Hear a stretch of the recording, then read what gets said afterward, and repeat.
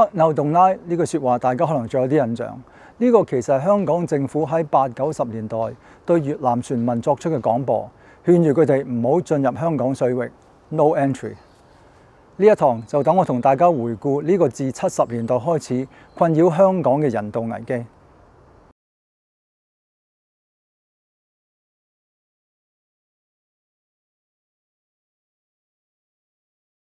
一提到70年代，大家可能都有一個好美好嘅回憶，因為普遍人覺得70年代開始香港係處於一個上升嘅狀態，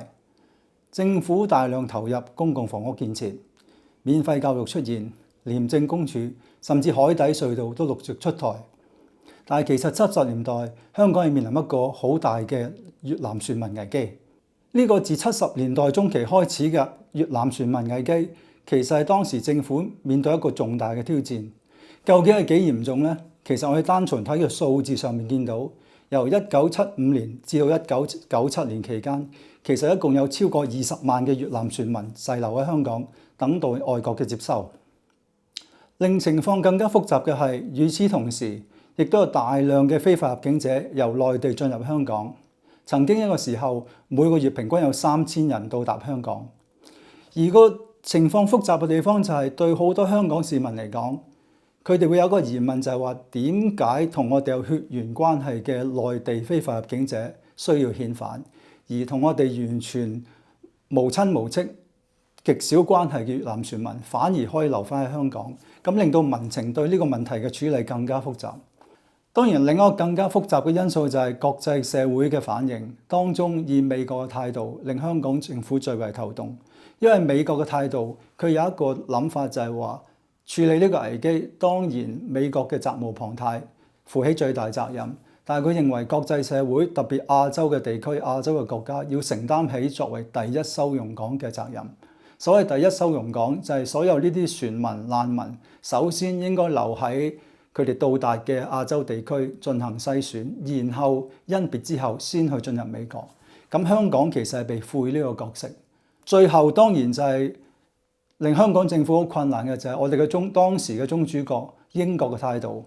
英國其實俾香港嘅支援，我哋之後會睇到其實相當有限，而令到香港政府喺處理呢個橫跨1/4個世紀嘅越南船民危機，添上更加大嘅困難。其實點解會出現呢個咁大嘅國際人道危機呢？當然一個直接嘅因素就係因為1975年越戰結束，美軍敗走。越共政權抬頭，好多當地越南嘅人為咗逃避呢個共產主義，選擇離開越南。而當中亦都好多人咧，其實曾經為呢個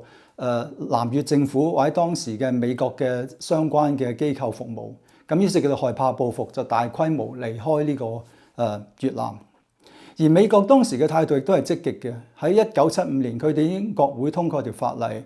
授權政府咧即時去接收13萬嘅難民，咁但係呢個數量其實完全遠遠唔足夠處理呢個外湧嘅難民潮。另外一個好重要因素咧，就係喺呢段期間，國際嘅關係出現一個重大嘅改變，特別就係共產主義集團之間嘅權力關係出現咗一個好根本上嘅改變。原本同中共相當友好嘅越共，逐步同呢個蘇聯走得越嚟越近，呢個係令中共非常之感到不安嘅。而蘇聯亦都喺印支半島希望有所作為，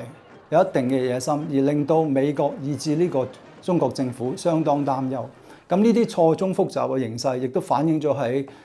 越南當地社會裏邊點樣處理外逃嘅船民、難民，以至當地政府、亞洲各國裏邊，佢點樣去處理呢啲大量湧入嚟嘅一啲嘅船民嘅身份，而同中國政府嘅交互，亦都令到越南當局對當地嘅華人有一個好唔同嘅態度，陸續出現咗一啲排華嘅政策，咁就令到更加多嘅當地人選擇去逃離本國。香港政府整體嘅態度就係以一個人道主義嘅精神去處理大量湧入嚟嘅越南船民。呢度當然有香港政府對呢個價值嘅堅持，但係亦都有一個好現實嘅考慮，即係佢哋明白最終處理呢個危機其實都要國際社會嘅支持，而佢哋希望呢種人道主義嘅態度能夠贏取到外國政府嘅好感，從而去接收較多嘅選民。嗱，當然呢個過程並唔係容易嘅，正如頭先所講，美國嘅態度以至英國嘅支援咧，係令到香港要處理呢個重大危機咧係相當困難。而呢個難題咧，其實一路去到1997年咧，之前咧先至比較徹底地去解決。我哋呢一堂裏邊咧，由於呢個嘅危機嘅跨度咧係相當之長，所以我哋會集中講1975年至1979年期間麥理浩年代佢哋點樣去處理呢個危機，